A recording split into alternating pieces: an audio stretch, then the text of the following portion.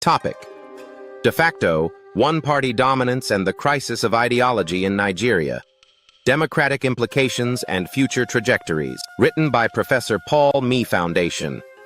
Monthly Lecture, Series 27, February 15, 2026. Nigeria today stands at a critical democratic crossroads. Constitutionally, we remain a multi-party democracy. The 1999 Constitution guarantees pluralism, competition, and political choice. But recent political developments have raised an important and urgent question.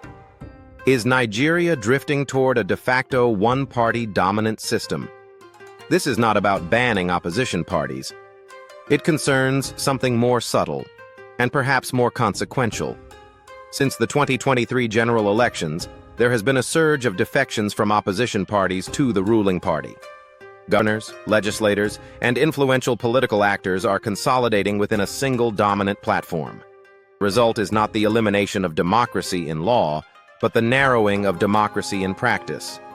When political competition weakens, democracy risks becoming procedural rather than substantive. Elections may still be held. Institutions may still exist. But the vitality of contestation, the clash of ideas, visions, and philosophies, begins to fade. A deeper issue lies beneath this consolidation: the crisis of ideology in Nigerian politics. Our political parties are rarely distinguished by coherent philosophical commitments. Unlike systems built around clear ideological differences, whether social democratic, conservative, liberal, or reformist, Nigerian parties often share similar manifestos and policy rhetoric. As a result, party switching carries little ideological cost.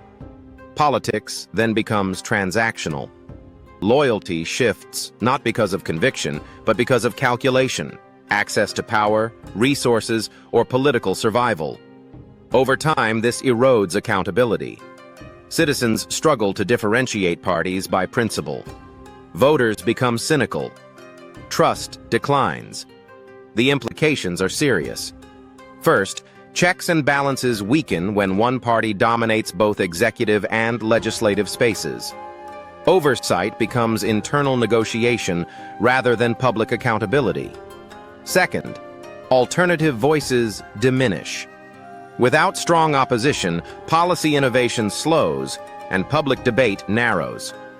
Third, institutions risk subtle capture, not by decree, but by gradual alignment with dominant political interests.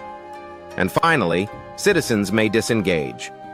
When outcomes appear predictable, participation declines. Democracy then survives in form, but not always in spirit. Yet Nigeria's future is not predetermined. Three pathways lie ahead. The first is entrenched dominance, a stable but shallow democracy. The second is opposition realignment and ideological rebirth, where political actors rediscover their convictions and build platforms rooted in reform. The third is civic reawakening, driven especially by Nigeria's young population, digitally connected and increasingly assertive. Ultimately, the challenge before us is moral as much as political. Democracy requires more than elections. It requires values, integrity, accountability, and public service. When politics becomes self-centered rather than people-centered, democratic institutions hollow from within. Nigeria is not yet a one-party state, but the health of our democracy depends on whether we strengthen ideology, institutions, and civic responsibility now, before consolidation becomes complacency. Our democratic story is still being written, and its next chapter will be determined not only by political elites, but by citizens who choose engagement over resignation, and values over expediency. Courtesy of Me Foundation, committed to human capacity building worldwide. Just a voice of reasoning in a complex dispensation. Thank you for listening. Please share to inspire others.